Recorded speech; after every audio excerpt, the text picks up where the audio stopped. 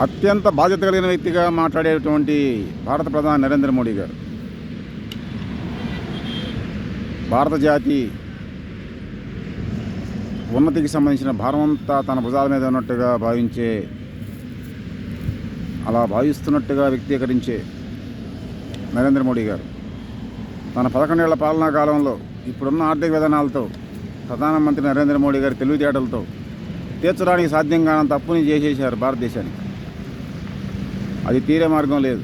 ఇంకా పెద్ద పెద్ద మాటలు మాట్లాడుతున్నారు. అత్యాచారాలు ఆగే స్థితి లేదు, హత్యలు ఆగే స్థితి లేదు, ఆర్థిక అసమానతలు పోయే స్థితి లేదు, సాంఘిక అసమానతలు పోయే స్థితి లేదు. ఒక భారతీయుడికి మరో భారతీయుడికి మధ్య ఉన్న ప్రతీకారేచ్ఛని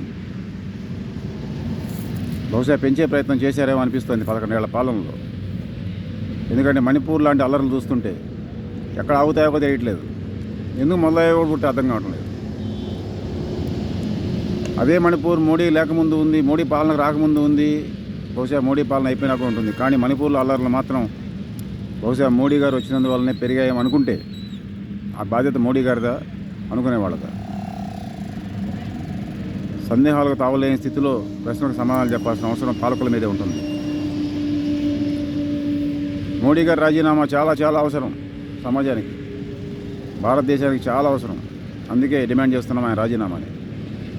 పెద్ద పెద్ద మాటలు నరేంద్ర మోడీ గారు చిన్న చిన్న పనులు కూడా పూర్తిగా చేయలేకపోయినందుకు తక్షణం రాజీనామా చేయాలి. కమ్యూనిస్ట్ ఇండియా వర్ధిల్లేను, కమ్యూనిస్ట్ విప్లవం వర్ధిల్లేను.